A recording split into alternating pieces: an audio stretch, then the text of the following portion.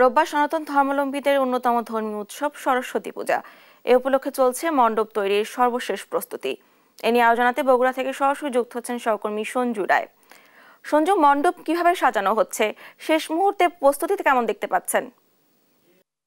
জানা সনাতন ধর্মাবলম্বীদের পঞ্জিকা অনুযায়ী আগামীকাল রবিবার 12টা 34 মিনিট থেকে কিন্তু শুরু হচ্ছে পঞ্চমী তিথি। আর পঞ্চমী তিথিতেই পূজা করা হয় বিদ্যা, জ্ঞান এবং সঙ্গীতের দেবী সরস্বতীর। আগামীকালকেও কিন্তু বগুড়া সহ সারা দেশে বিভিন্ন জায়গায় দেবী সরস্বতীর পূজা করা হবে এবং পরশু দিন যেহেতু তিথি থাকছে, অনেকে কিন্তু আবার পরশু দিনেও সরস্বতীর পূজা করবেন এবং এই পূজাকে ঘিরে এখন কিন্তু বিভিন্ন মণ্ডপগুলোতে চলছে প্রতিমা তৈরির শেষ সময়ের কাজ। রং তুলিতে কিন্তু দেবীর চোখ অঙ্কন সহ সাজানো হচ্ছে তাদের ভক্তি ভরে। এবং আপনি জানেন যে আসলে বিদ্যার দেবী হওয়ায় ছোট বড় সকল বয়সী মানুষের কাছে কিন্তু সরস্বতী পূজা ঘিরে একটি বাড়তি উন্মাদনা এবং একটি আলাদাই কিন্তু একটি উৎসব মুখর চেতনা সকলের মাঝে থাকে। আমরা একটু সরাসরি কথা বলবো। আমি দাঁড়িয়ে আছি চেলোপাড়া সার্বজনীন কালী মন্দির, এই কালী মন্দিরের সাধারণ সম্পাদক পরিমল চন্দ্র দাসের সাথে, যে এই সরস্বতী পূজাকে ঘিরে আপনারা কি কি আয়োজন রেখেছেন, প্রস্তুতি কেমন? ধন্যবাদ। চালাপাড়া সার্বজনীন কালী মন্দির আয়োজনে প্রতি বছরের ন্যায় এই বছরে আমাদের প্রতিমার কাজ চলছে, প্রতিমার তুলির কাজ চলছে। এই তুলির কাজ আজকে সারাদিন চলবে। আজকে রাত্রে সব প্রতিমাগুলো বিভিন্ন জায়গায় স্থানান্তর হবে। এই প্রতিমাগুলো শুধু আমাদের চালাপাড়া এখানে না, বগুড়া শহরে বিভিন্ন জায়গায় আমাদের এই প্রতিমা যায়।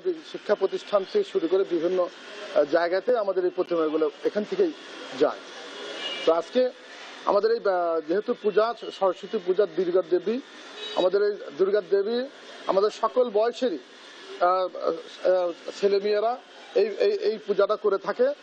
আর আমাদের এই পূজাটা চালাপাড়ায় খুব সুন্দর পরিবেশে পূজা হয় এবং চালাপাড়াতে বগুড়া শহরে চালাপাড়াতে সবচেয়ে বেশি এই পূজাটা উজ্জীবিত হয়। এবং এখানে আমাদের নিরাপত্তার থেকে শুরু করে সকল বিষয়ে আমরা সহযোগিতা করে থাকি এবং আমাদের প্রশাসনও এখানে আমাদেরকে সহযোগিতা করে। আর এলাকার যারা যুবক ছেলেরা আছে তারাও আমাদের এই পূজার সকল সম্পন্ন করার জন্য এবং আনন্দ মুখর পরিবেশ করার জন্য সবাই সহযোগিতা করে থাকেন। জনাব পরিমল, আপনাকে ধন্যবাদ। ডানা, আপনি শুনছিলেন আমি যে মন্দিরে দাঁড়িয়ে আছি, এইখানে 1800 টাকা থেকে শুরু করে 25,000 টাকা দাম পর্যন্ত কিন্তু প্রতিমা তৈরি করা হয়েছে। যে প্রতিমাগুলোর কিন্তু এখন শেষ সময়ের সাজসজ্জার কাজ চলছে। প্রতিটি শিক্ষা প্রতিষ্ঠান থেকে শুরু করে প্রতিটি বাড়িতে কিন্তু সরস্বতী দেবীর আরাধনা করা হয়।